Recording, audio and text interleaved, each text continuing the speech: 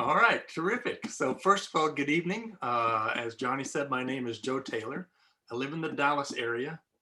Grew up in San Antonio and was ducked into Lodge 60 around 1970. And then later as an adult, I became a chapter advisor for Lodges 237 and 564 in Florida. I moved out there to go to engineering school in Boca Raton, so I stayed there a long time. Like most people, I started collecting the state lodges uh, from Texas and eventually numbers. In a moment of if weakness, I started collecting odd shapes. And then folks along the way helped me. A gentleman named Raymond Lee was really into first solids, and he taught me what those were about, and that seemed really nice. So that's how I got started into it. Seeing Guy Hatfield's collection at the 1981 NOAC had a big influence on me, as certainly did Dave Thomas's first flaps in color collection that he put together. That's a terrific reference book.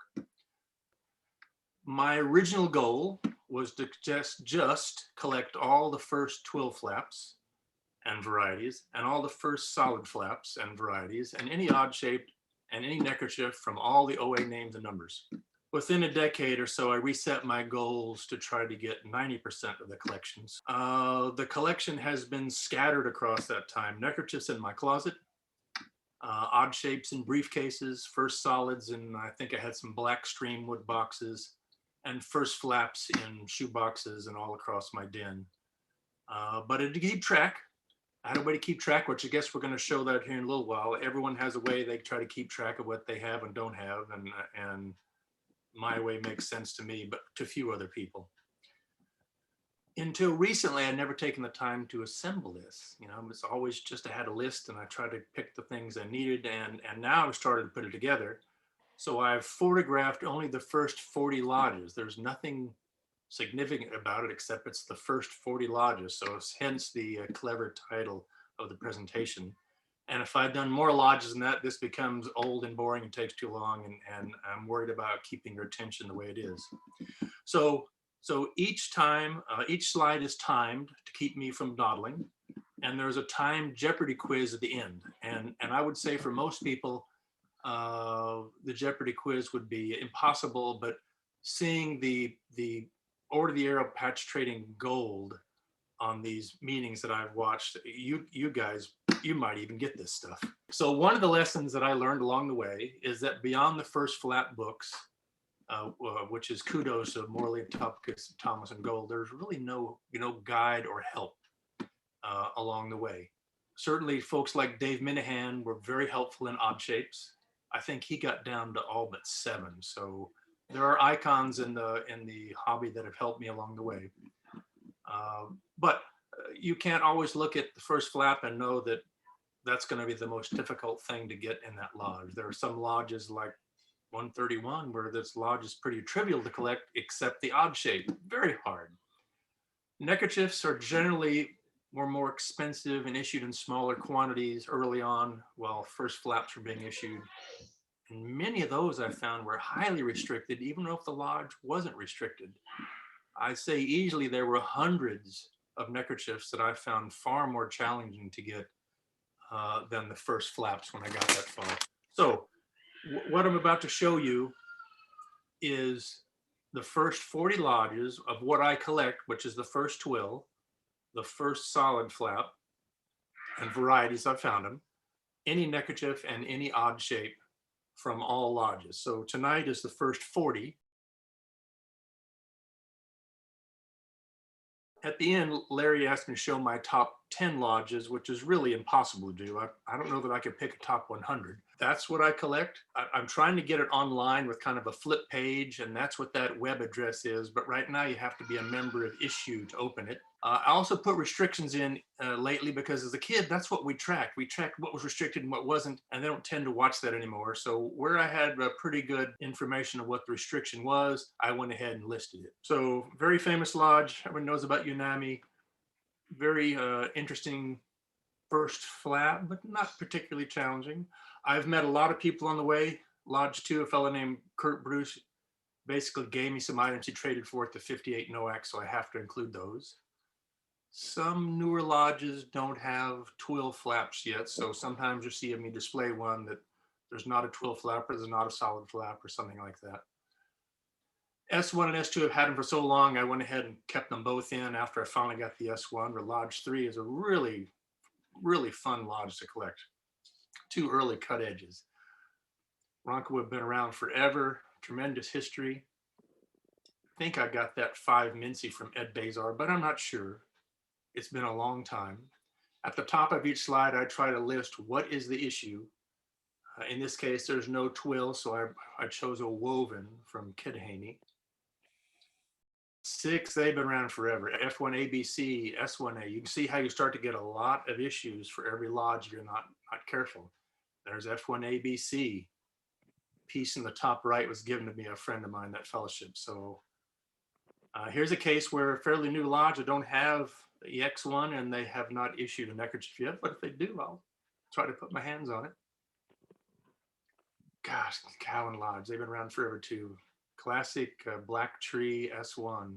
That was a fun lodge to put together. I just discovered recently there's an odd shape from Narkong I didn't know about. So Naratacon. So I'll try to turn that up. Lodge 10, no neckerchief issued, no twill flap issued. That's it. So that was pretty easy lodge to get. This is pretty standard. S1, S1. I went ahead and put a charter member flap in just because I think they're cool. I say there's a way I track this. There's not. If I like something, I put it in there. But generally, first twill, first solid. Here's a new name, 11, which no twill flap or neckerchief issued as of December. So there's only 2 items to display from that lodge. Gosh, certainly Lodge 12 is a classic lodge, been around forever.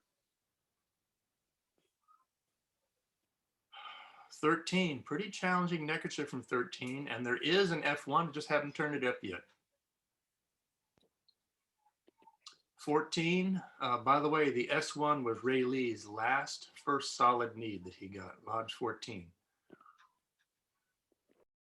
About a year ago, a gentleman contacted me. I'm not even sure how. He and his father were both in the Order of the Arrow, and it turns out his father was an Eagle Scout in 31, Lynn Fisher from Troop 2 in Pelham, New York, and they sent me this unlisted sash, unlisted neckerchief. That's an embroidered neckerchief, and then all his merit badges. And it's certainly, I wouldn't say this is what I collect, but I just thought it was so interesting and so nice of them that I have his. And his next page, as you see, this is, I think it's Chappagat Lodge.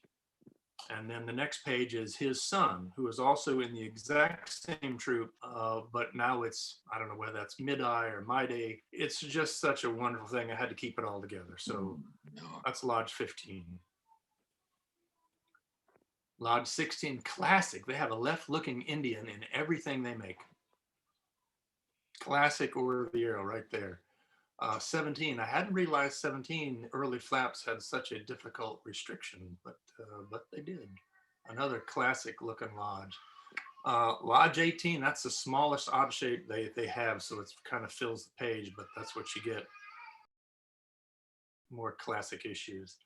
19, difficult first flap. Pretty difficult twill flap, a really nice lodge. Lodge 20, right facing fish on the neckerchief, right facing fish on the F1, and then they went left facing, and I don't know what that odd shape is. Lodge 21, need the S1A, supposedly a restricted lodge, but Lodge 21 is pretty easy to come by. Everything from Lodge 22 is pretty classic looking, and still they issued the F1, which I'm not sure what that goose represents. 23, colorful lodge, the neckerchief is the only neckerchief they issued.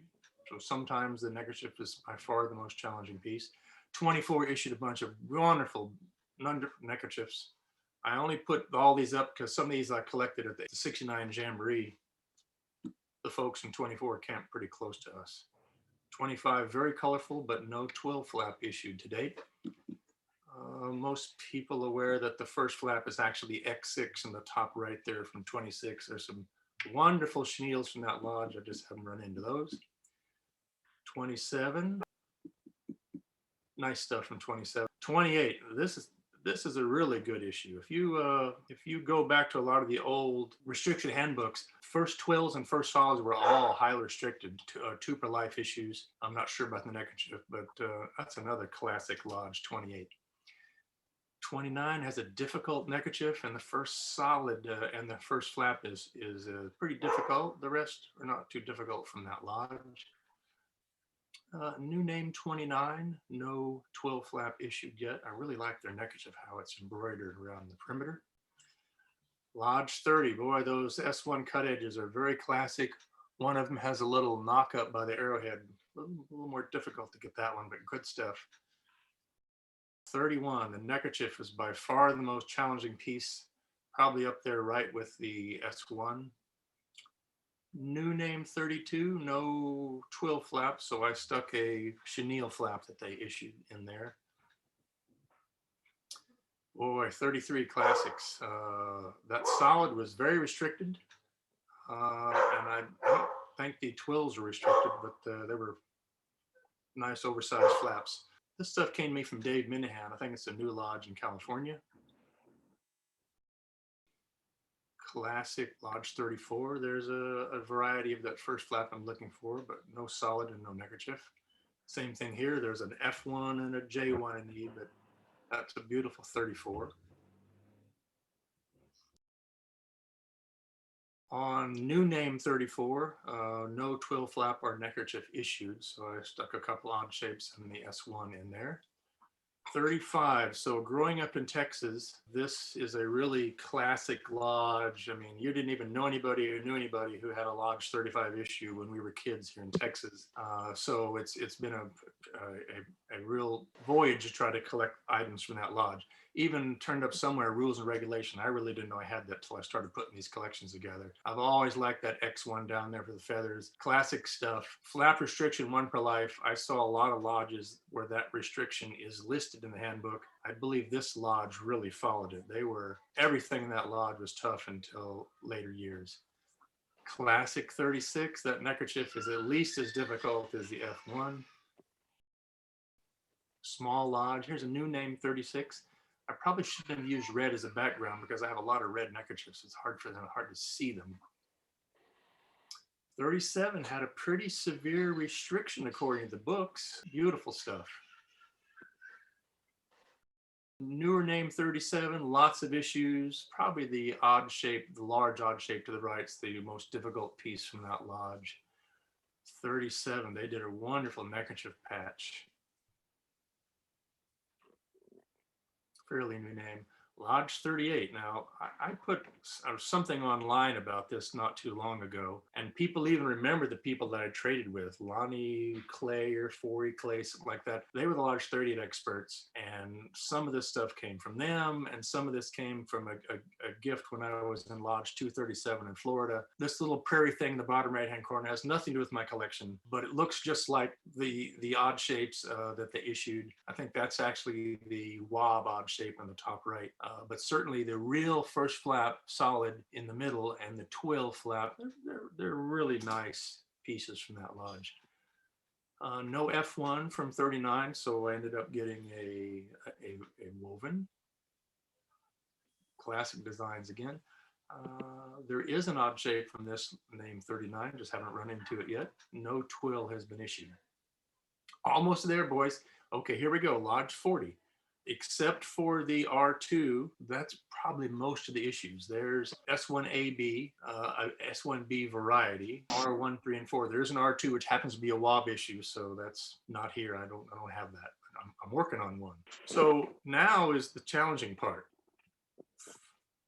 From what you just saw, has nothing to do with what we're going to do now. But there's the first 40. Now you can see I've got a long way to go, and it took me a month just to collect those and scan them. So I don't know how many more years it can take me to get the rest. When Larry asked me to pick my top 10, I said that was really impossible. But here is some that I could put my hands on, where I give you a Jeopardy clue, and you have 5 seconds to look at the clue, and then you got to tell me what lodge you think that represents. So remember, the category is difficult, F1, S1 odd shaped neckerchief sets. There won't be something like a Lodge 136 because after the first flap, everything's pretty easy to get in 136. These 12 have something a little more special about them where to put together what I collect, it's more than just one issue. All right, so I don't have the Jeopardy theme song, but you're free to hum it along as we go. So there's your first clue, Texas Beauty Queen. Any guesses? There you go. Lodge 62, classic Texas Order of the Year, beautiful, highly collected when I was a kid, just because they were so darn gorgeous. This is a little more difficult, small coal town gold.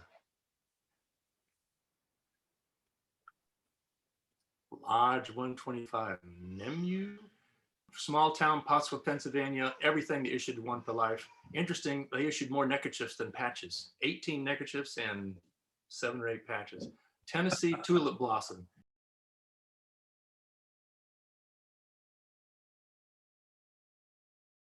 Itawamba, and that's a challenging lodge to get.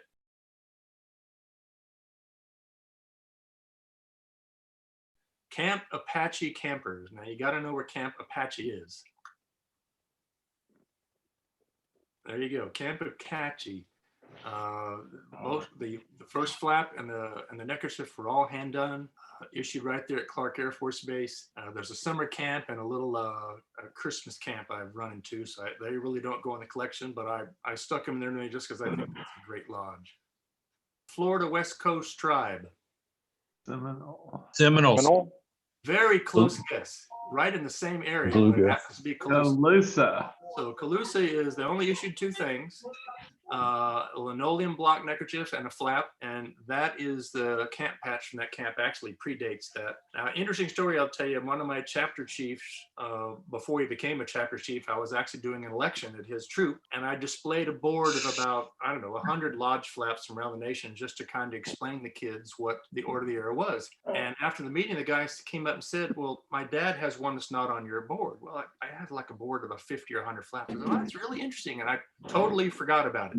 Then he was elected, he showed up, and I went to another troop many years ago, and he walked in with a Calusa and said, this is my dad's patch.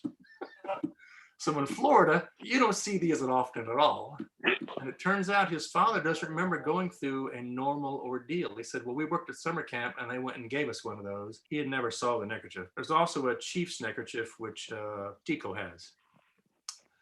Bob White. Don't go with the obvious answer here.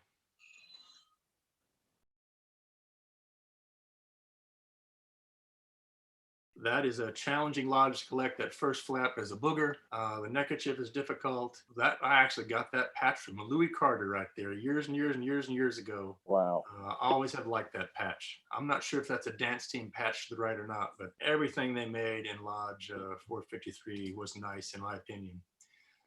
Aztec Gold. Got to think geographically here. 506. Is there a guess? No, there you go. So Mexico City, Yep. just about everything they made was difficult. I was in Region 9 as a kid and they were in Region 9. I didn't run into these guys, but as far as I know, they issued an F1, a Satine, a chenille, which is misspelled, by the way. I got that chenille from Carl Walls and the R1, neckerchief, and they happened to have a camporee patch, which I ran into at the Dallas Traderie a few years ago. And Camp Aztec was their home camp. That's certainly not an OA issue, but I thought it was kind of cool, so I stuck it in there. Living Legend Namesake. This is a difficult clue, but I believe there's only been one lodge that was actually named after someone, and it's from Palawiki. I don't know the whole story, but I think he was in the lodge in the 60s, became a Brotherhood of Vigil member. He was a member of the Hopi clan, and his symbol was that of an antelope, so they actually changed the totem of their lodge for him, and you can see it started off the neckerchief was a cougar, a mountain lion, which their first 2 flaps represent. Not sure what this Gachina jaw was, but you can see they ended up with the antelope totem. The neckerchief was changed because of the cougar is an enemy of Whipplewiki's totem. I told you about patch trading gold here. That's Albert, and I would totally believe anything he says about this. I believe it. I've actually met him. Have you really? Yes, So I have. when I read about it, it's just the coolest story ever on how he became involved and very active in the Order of the Arrow. And I wish I'd had a chance to meet him. Everything I read about him is very impressive. South Carolina Parrot Jungle. I know some of you guys are from that area. Santee. Santee, yeah. And TC, there you go. And beautiful lodge.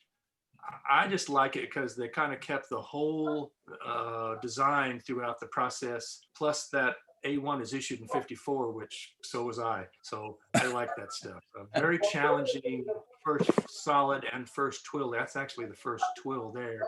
New York Sitting Squirrel, a little bit harder. You got to be a northerner, get this one. Walk Promenade 48. Oh, see, patch trading goal at it again. All right, so very difficult for me to turn up some of these issues. That's a full square linen neckerchief from the 48 NOAC. Their F1 is hard to come across. And right here in the middle that's their Wabaningo felt. Wonderful lodge. Don't know where I came up with the Achievement Award book, but I think that book goes with this patch. Yes, it does. And the right-hand arrowhead was one that was issued years after the others. That was actually put on a plaque. Like a Vigil Award or something, or Yeah. some award I heard. Right. Not sure. That showed up later, and it just matched, so I stuck it in there, but it really doesn't belong in what I collect. Patch a Hog. That's because I know numbers and I don't know how to pronounce the names. But to me, this name sounds like Packagehog. Packagehog. Okay, so that's why I knew no one would get this, and because I couldn't think of a big clue for this. But certainly the OAG spelling of that name was difficult for me to come up with. But I liked it because all the patches are beautiful, and I've read that when these came out, the beautiful design was really influential for other lodges, and they, true to their form, stayed with it. And being from old school, I don't care for the flaps today that have Popeye on them and nothing to do with your lodge, which seems to be popular. So I think these people did it right. Okay, this last one is Pacific Coast Thunderbird. Not a really good clue. Save this one for last because this is probably the most special to me of what we showed. Certainly the 391 S1 is a challenging first flap, as the books will tell you. Their odd shape is interesting, but not too difficult. What captivated me about this lodge was the two neckerchiefs. The two neckerchiefs came from the same gentleman who the first flap came from. And if you look, here's a little note. The flap was designed by Sam Ing, who had previously designed the 502 S1 and the 502 P1. He was asked by the director of the lodge at that time if he would do designs. And if you pull those two things out, do different lodges, you kind of see there's certainly similarity. But anyway, the neckerchiefs. 7 of each were made of these neckerchiefs. And I wouldn't have known this if I hadn't bumped into the guy who was there. And he was nice enough to send me this letter.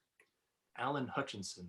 And the story he told me was that these neckerchiefs were approved by the lodge for those gentlemen going to the 61 National Order of the Air Conference. And he was the professional at that time. So 4 scouts went with him, and that was 5 neckerchiefs. And they made 2 extra, one to the National Conference Chief, who I don't know who that was, I need to look that up, and one to Ian or Goodman. So 7 of each made. He's kept them all this time, and I guess when he saw how interested I was in the first flap, he made these available to me, which to me, I cherish them more than the first flap, just because I don't think anyone would look at those and think a thing about it. But they were trying to, the Century 21 is they were trying to advertise that the Seattle World's Fair was going to be the next year in 1962. And then the neckerchief was kind of hard to read, but if you remember what the 61 NOAC patch looks a lot like that. And every person had their name embroidered on it. So he basically stayed involved, 39 years involved, and now he's finally letting loose of a few things. So I thought that was extraordinarily interesting, and so that's why I ended up in that one. 61 National Chief was Ron Temple. Dr. Ron Temple. See, I should have just asked you guys.